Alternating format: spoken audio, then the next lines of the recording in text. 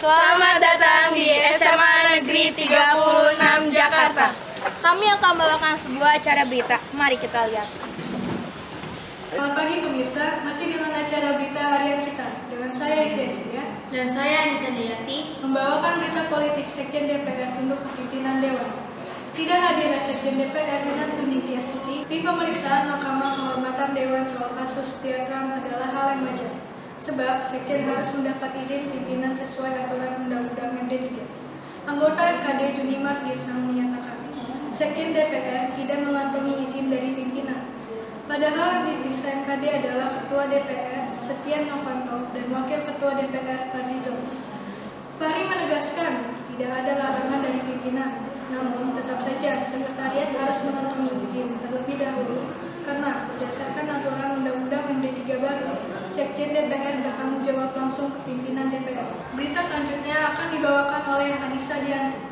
Saya akan membawakan berita ekonomi kisru APBD DKI. Presiden Joko Widodo memastikan siap pasang badan menghadapi kisru APBD DKI. Presiden mengatakan sistem elektronik budget tinggi yang digunakan Pemprov DKI berguna transparansi anggaran dengan sistem elektronik budget tinggi.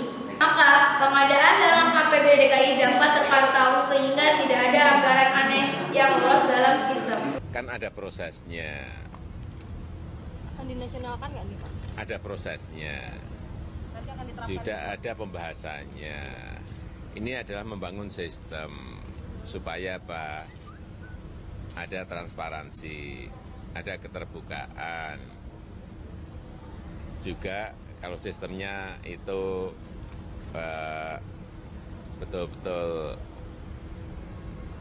bagus, bisa di-lock kalau ada barang-barang nggak benar yang masuk kan. Memang sistem seperti itu.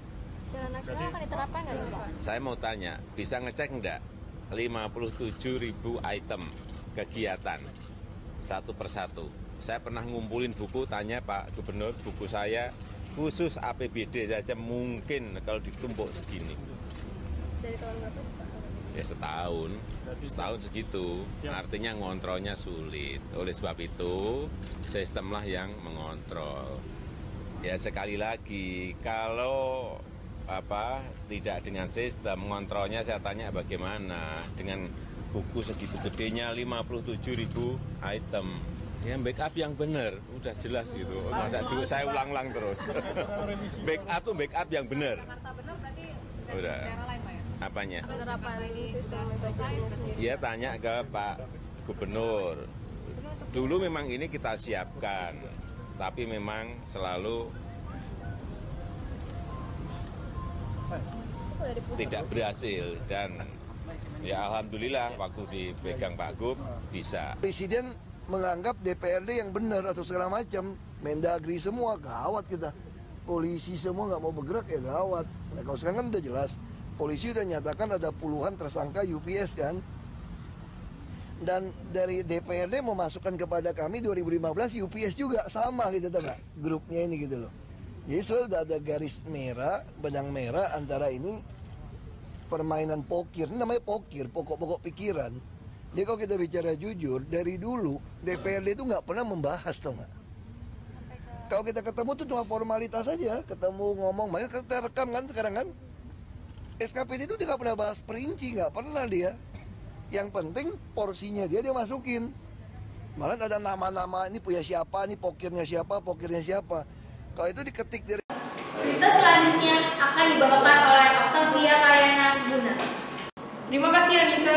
Berikutnya saya akan membawakan berita olahraga. Talk show alami patah tulang engkel. Bek kiri Manchester United ini menerima tackle keras dari Hector Moreno dan diyakini mengalami patah tulang engkel pada kaki kanannya dalam laga melawan PSV Eindhoven Rabu 16 September lalu. Shaw menerima tackle keras saat berlari menuju kotak penalti PSV. Akibat kejadian itu, pertandingan terhenti selama 10 menit dan Marcos Rojo turun menggantikan Shaw. Bek internasional Inggris itu merupakan pemain kunci United di musim ini. Dan ini bukan pertama kalinya Shaw mengalami masalah cedera. Musim lalu Shaw hanya bermain 20 kali di Old Trafford karena gagal kembali ke kondisi prima pasca cedera. Berita terakhir akan dibawakan oleh Bayu Andi Nurbastian. Sudah mengemis menipu pula. Tugas gabungan Dinas Sosial dan Satpol PP menangkap basah seorang pengemis yang pura-pura tak punya kaki. Modusnya dengan melipat kaki ke dalam celana panjang.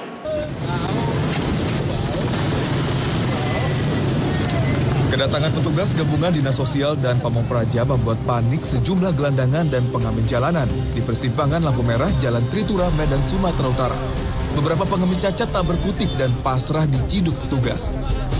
Di lokasi lain, petugas bahkan harus melompat dari kendaraan mereka ketika melihat beberapa gelandangan kabur. Seorang gelandangan buntung yang panik berusaha keras melarikan diri, namun kalah gesit dari petugas. Petugas memaksa gelandangan ini menanggalkan celananya. Ternyata remaja yang biasa mengemis di Jalan Sisingamang Raja ini berpura-pura buntung dengan melipat kakinya di dalam celana. Selain gelandangan ini, petugas juga mengamankan pengemis lain yang berpura-pura buta. Para pengemis dan pengamen jalanan ini kemudian dibawa ke kantor Dinas Sosial Kota Medan sebelum diserahkan ke panti sosial. Aksi tipu menipu pengemis memang marak terjadi, mengingat semakin mudahnya masyarakat menaruh belas kasihan kepada mereka. Hal inilah yang dimanfaatkan banyak oknum pengemis mencari harta berlimpah. Lagi-lagi masyarakat diingatkan untuk jeli dalam berderma dan mencari pahala.